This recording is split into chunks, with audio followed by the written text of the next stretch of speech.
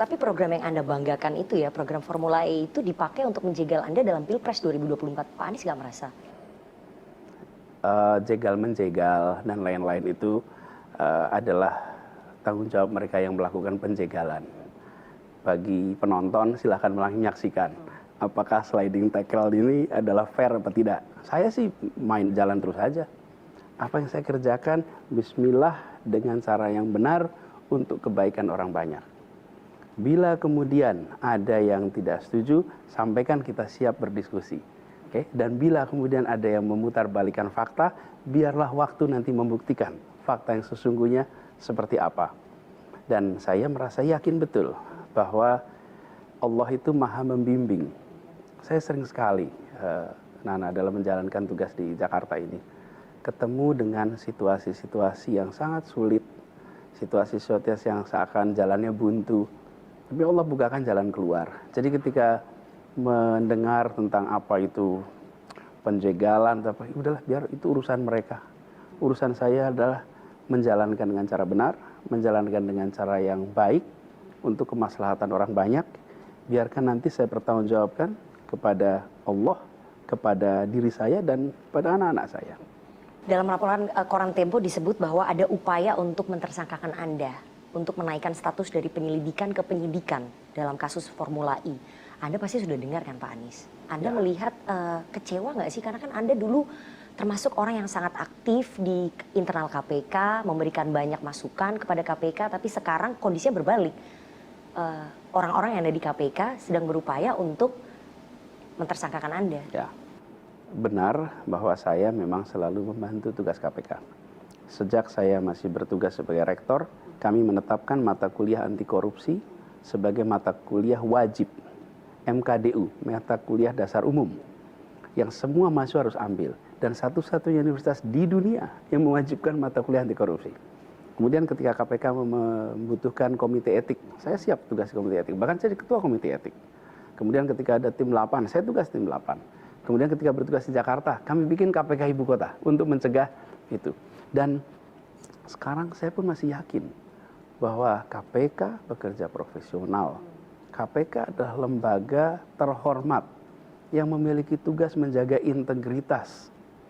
Dan mereka, saya yakin, di dalam itu punya perasaan ini nama baik institusi, nama baik Indonesia. Sehingga saya yakin bahwa mereka bekerja secara profesional. Mereka menemukan banyak sekali laporan. Di Indonesia ini siapa saja bisa melaporkan siapa saja. Dan KPK pasti akan memproses itu sesuai dengan semua prosedur, sesuai dengan ketentuan.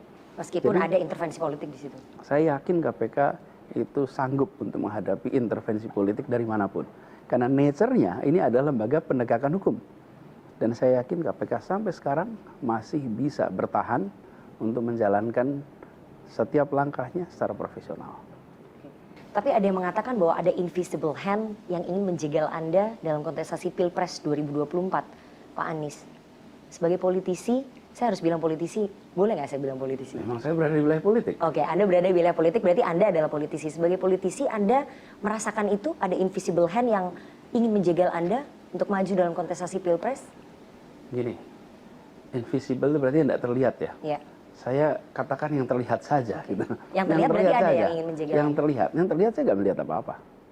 Oke, yang saya kerjakan saat ini, misalnya begini, kalau kemudian ada kritik di sosmed, ada ini, saya nggak kemudian berkesimpulan, wah ini ada yang menggerakkan di belakang. Tidak. Setiap warga negara memiliki hak untuk menilai. Saya tidak bisa mengatur perasaan orang, pikiran orang. Oke, sebagai pemerintah apalagi, kami hanya bisa mengatur tindakan, nggak bisa ngatur pikiran dan perasaan. Jadi ketika sampai pada apakah ada invisible hand atau tidak, biarlah nanti sejarah yang akan membuktikan. Karena hari ini kita yang sedang menjalani ini, jalanin aja dah. Yang penting kita jalani dengan cara yang benar. Mau ada invisible hand, mau tidak ada, itu bukan urusan saya secara langsung. Anda bisa pastikan nggak dalam wawancara kita ini bahwa tidak ada Rp1 pun yang mengalir ke kantong Anies Baswedan ataupun ke jajaran Pemprov DKI dari proyek Formula E dan tidak ada pelanggaran maladministrasi yang dilakukan oleh Anies Baswedan dan juga Pemprov DKI dalam kasus Formula E. Anda bisa jamin itu Pak Anies? Ya, begini, dalam semua sifat penuduhan Yang harus membawa bukti adalah yang menuduh, bukan yang dituduh. Di mana-mana itu kalau Anda menuduh, Anda bawa bukti. Habis energi semua orang kalau semua orang yang dituduh harus bawa bukti. Habis energi kita. Jadi yang harus bawa bukti adalah yang menuduh. Kalau Anda tidak bisa membuktikan tuduhannya, tidak bisa membawa bukti, ya batalin tuduhan itu. Jadi kalau Anda bisa seorang membuat tweet, ini ngambil uang sekian, bawa dong buktinya. Kalau Anda tidak bawa buktinya, jangan. Kalau tidak, semua orang kita bisa terima 10 tuduhan. Kita habis energinya membantahi semua. Gini, saya jalan saja. Bismillah, tawakkalallah. Bila Anda mengatakan saya ambil uang, habis saya tunjukkan. Bila tidak ada buktinya, maka tuduhan Anda batal. Jangan dibalik. Setiap orang yang dituduh harus memberikan pembuktian. Tapi saya tidak pernah terima. Dan memang ini adalah sebuah proyek untuk Indonesia yang kita berurusan dengan lembaga internasional yang memiliki reputasi, dan jangan membayangkan mereka beroperasi di negeri yang accountingnya masih bermasalah. Mereka itu beroperasi di negara yang aturan pembukuan, apalagi kalau sudah masuk ke dalam stock market, mereka itu punya peraturan yang sangat ketat. Tentu di sana juga masih ada korupsi, tapi jangan dibayangkan seperti ini proyek-proyek yang serba mudah untuk hengki-pengki. No, ini angka besar, ini nilainya besar, ini adalah reputasinya tinggi. Karena itulah kita jaga governance-nya dengan baik dari awal. Buat Nana tahu ya, semua rapat kita ada rekamannya. Semua rapat kita. Jadi bisa dibuktikan ya Pak? Bukan hanya bisa dibuktikan, artinya nggak ada yang ditutup-tutupi. Kalau rapat itu ada yang tutup-tutupi, nggak usah pakai rekaman. Nggak usah.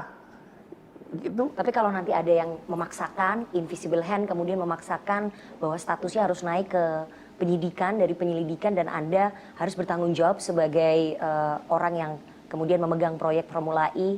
Bagaimana? Kalau tidak ada pelanggaran, ya tidak ada yang bisa dipaksakan. Anda meyakini tidak akan ada pemaksaan? Saya meyakini bahwa semua yang berada di KPK itu akan bekerja sesuai dengan aturan yang ada. Dan saya yakin mereka ini orang-orang berintegritas. Kan itu mereka bawa nama KPK. Jadi ada batas di mana segala macam tekanan itu, apapun tekanan itu, akan terhenti ketika integritas itu terjaga. Dan saya percaya itu ada. Jadi Anda masih percaya dengan banyaknya orang yang berintegritas di KPK dan bekerja berdasarkan bukti dan fakta ya? Dan saya juga tidak tahu apakah memang ada itu, atau itu dongeng, saya nggak tahu juga. Oke, waktu yang akan menjawab. Exactly. Time will tell.